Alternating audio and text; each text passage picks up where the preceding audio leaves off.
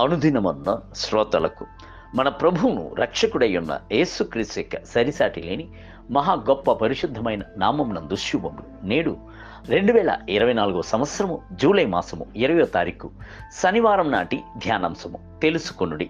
మత్తయి సువార్త 7వ అధ్యాయము 16వ వచనమందు వారి ఫలముల వలన మీరు వారిని తెలుసుకొందురు.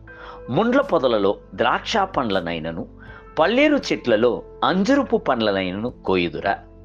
యేసుక్రీస్తు అబద్ధ ప్రవక్తలను గుర్తుపట్టుట ఎలాగూ అను అంశముపై ప్రసంగించుచున్నప్పుడు ప్రాముఖ్యమైన ఒక సత్యమును జనులకు తెలియజేసెను. ఫలముల వలన మీరు వారిని తెలుసుకొందురు అనుటియే దాని సత్యం. మంచి ప్రవక్తలు ఉన్నప్పుడు నిశ్చయముగానే అబద్ధ ప్రవక్తలు కూడాను ఉండే తీరుతారు. గొర్రెలు ఉన్నప్పుడు నిశ్చయముగానే తోడేళ్లను ఉండును. మహిమగల దేవుని దూతలు ఉన్నప్పుడు సాతాను కూడా వెలుగుతూత వలె వేషము ధరించుకొనును. వాటిని ఎలాగూ వివేచించుట, బాహ్య రూపమునకు చూచుటకు ఒకేలాగున వండినను వాటి ఫలముల వలన వాటిని మనము తెలుసుకొనవచ్చును.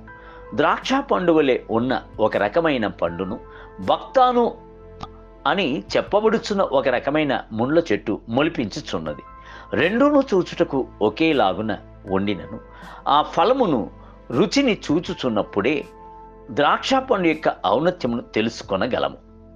అదే విధముగా అంజరుపు పండ్ల వలె ఆకారము గల ఒక రకమైన పండును ఇజ్రాయేలు దేశమునందు గల ముండ్ల చెట్టును మొలిపించుచున్నది. అయితే దానిని రుచి చూచినట్లయితే అంజరుపు పండ్లకును దానికిని గొప్ప వ్యత్యాసములను చూచెదము. చూచుటకు ఒకే విధముగా వెలుపుటకు కనిపించునను దాని ఫలములు రుచి చూచినప్పుడు వ్యత్యాసమును తెలుసుకొనగలము. కీడులో నుండి ఎన్నడూను మేలు కలుగనే కలుగదు. ఒలివ చెట్లలో అంజురుపు పండ్లు కాయనే కాయవు.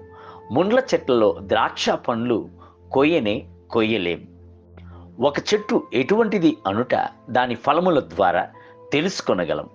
వేర్లు ఎట్లుండునో అలాగనే ఫలములు అను ఒక గ్రీకు నానుడు కలదు.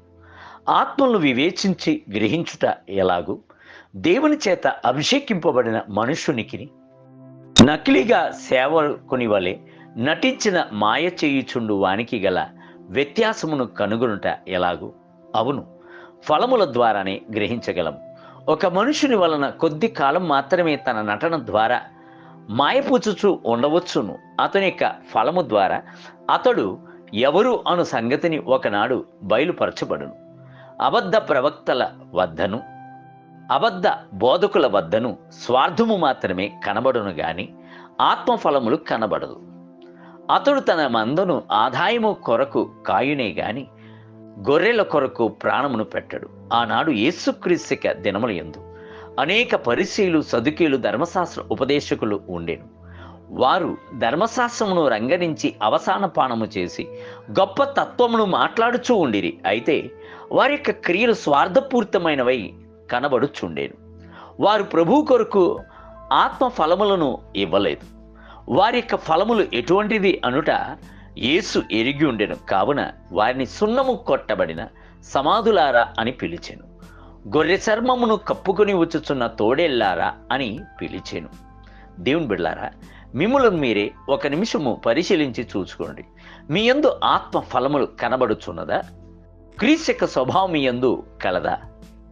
నేటి ధ్యానమునకై వెలుగు ఫలము సమస్త విధములైన మంచితనము, నీతి, సత్యమును వాటితో కనబడుచున్నది గనుక ప్రభువుకేది ప్రీతికరమైనదో దానిని పరీక్షించుచు నడుచుకునుడి. ఎఫెసీయులకు రాసిన పత్రిక 5వ అధ్యాయము 9 మరియు 10 వచనములు. నేటి వేద పఠనము ఉదయము కీర్తన గ్రంథము 26, 27 మరియు 28 అధ్యాయములు. సాయంత్రము అపోస్తల కార్యములు 22వ అధ్యాయము. ప్రభు మిమ్ములను దీవించునుగాక. ఆమేన్.